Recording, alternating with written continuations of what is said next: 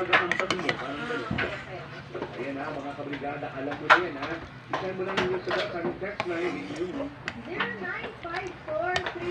Magandang umaga po mga guys. Ito po yung niluto naming ulam. Ginataang hipon na may halong gulay. Ayan po guys. Share ko sa inyo. Bihira lang kami mag-ulam ng ganito. Kasi parang ano din, hindi maganda na lagi kang mag-ulam ng ganito. So guys, share ko lang sa inyo guys.